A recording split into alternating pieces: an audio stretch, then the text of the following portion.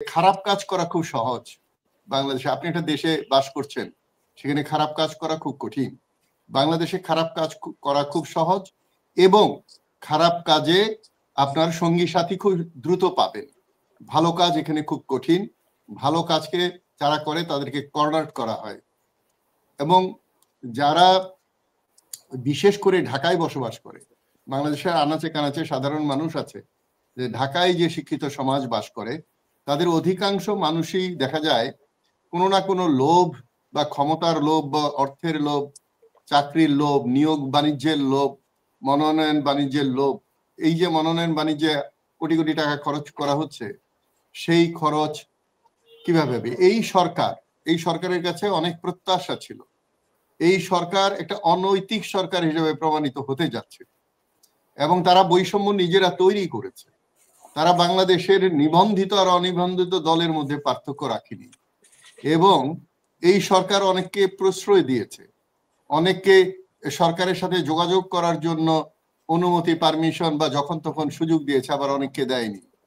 জনসাধারণের সাথে এই সরকারের কোনো সংযোগ নেই, যোগাযোগ নেই।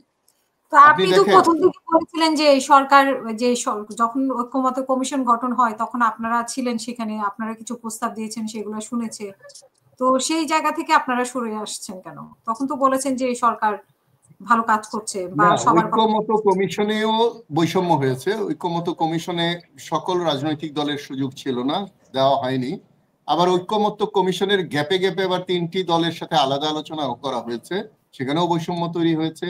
তাছাড়া আমাদের দল এবং জোট, আমরা ঐক্যমত কমিশনকেই গ্রহণ করিনি। আমরা বলেছিলাম যে এটা ঐক্যমত কমিশনের কোনো প্রয়োজন নাই, এবং এটা ঐক্য গণতান্ত্রিক রাজনৈতিক দলগুলোর মধ্যে হতে পারে না।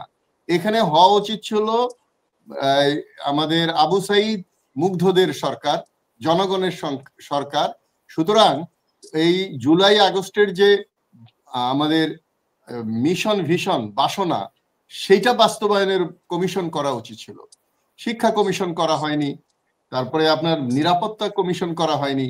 এটা ঐক্যমত্য কমিশন করে সরকার একটা নাটক করেছে, লক্ষ লক্ষ কোটি কোটি টাকা খরচ করেছে এবং তামাশা করেছে। এই 15 বছর ডক্টর ইউনূস এর একটা বড় ক্রেডিট এবং ডিসক্রেডিট, পুরো জাতিকে তিনি কনফিউশনে রেখেছেন। কি হয় দেখি, 26 তারিখ উনি কি বলেন, লন্ডন থেকে এসে কি বলেন, জাপান থেকে এসে কি বলেন। একটা জাতিকে এইভাবে অন্ধকারে রাখা এক ধরনের অপরাধ, পাপ। এবং প্রশাসনে কোনো রকম সংস্কার হয়নি, এবং পুলিশে এই কিছুদিন আগে দেখলাম এই পোশাক পরিবর্তন ছাড়া তাদের চারিত্রিক আচরণ, দায়িত্ব, এইগুলো, আর স্বরাষ্ট্রমন্ত্রী তো পেট মোটা হলো কিনা, ওয়াইফের কাছে টাকা পাঠায় কিনা, এইগুলো খবর নিয়ে উনি সময় কাটিয়েছেন।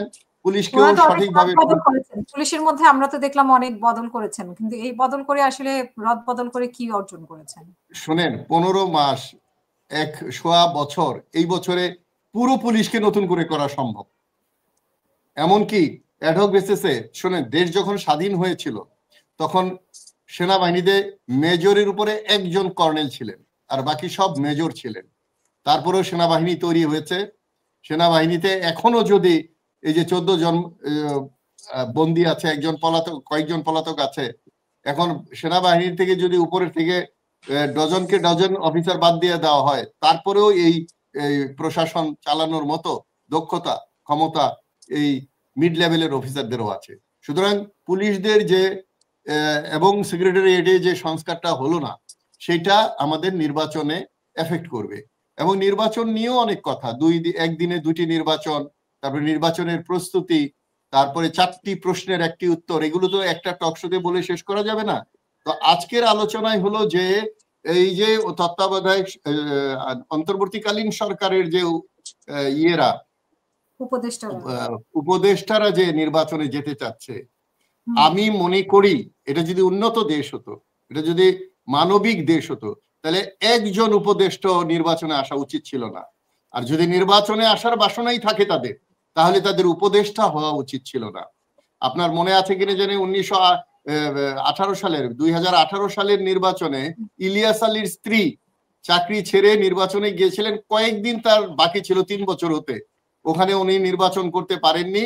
পরে ওখানে পাশ করেছিলেন মোকাব্বির খান গণফোরাম থেকে। তো সুতরাং একটা সরকারি সুবিধাভোগকারী সরকারি সম্পদ অনৈতিকভাবে ভোগ করার পরে যেই উপদেষ্টারা বলে 20 কোটি টাকা লাগে এই নির্বাচন করতে, তারা এখন এই কয়েক মাসে 20 কোটি টাকা অ্যারেঞ্জ করে ফেললেন এবং ধানমন্ডির মতো জায়গায় বা বিশিষ্ট জায়গায় এগুলো তারা ইলেকশন করবেন। আজকে দেখলাম সাংবাদিক প্রশ্ন করছে কোন দল থেকে করবেন, ইলেকশনের 3 মাস আগে দল সিলেক্ট করতে পারেননি, তারা এমপি হবেন এবং বাংলাদেশের জন্য কাজ করবেন না ওনারা ওনাদের পিএ পরিবার এবং পরিবারের সদস্য আত্মীয় স্বজনদের জন্য কাজ করবেন, সেইটা মানুষকে বুঝতে হবে। তবে আমি আশাবাদী বাংলাদেশে যদি সংস্কার হয়ে থাকে, রাজনৈতিক দলে হয়নি, প্রশাসনে হয়নি, আইন শৃঙ্খলা বাহিনীতে হয়নি, আইন শৃঙ্খলা বাহিনী এবং সাংবাদিকদের সংস্কারের কথা আমি 2007-এ বলেছিলাম।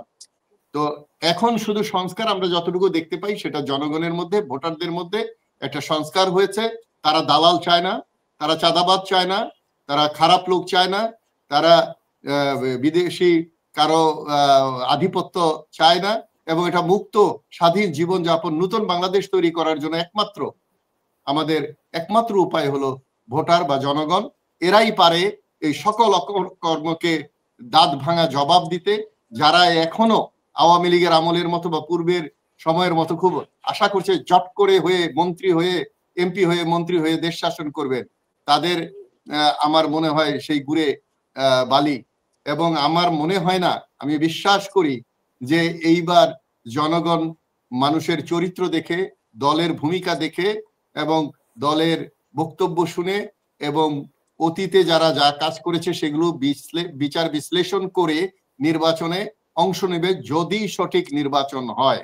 আমি গতকালকেও একটা মেইন স্ট্রিম টিভিতে টক শো করছিলাম, সেখানেও বলতে হয়েছে আমাকে, ওটা আলোচনাই হয়েছিল যে নির্বাচন নিয়ে শঙ্কা, হবে কি হবে না, নির্বাচন হবে কি হবে না। আমি বললাম যে নির্বাচনের রাতেও মানুষ হয়তো ভাববে আগামীকাল সকালে কি নির্বাচন হবে, যাব।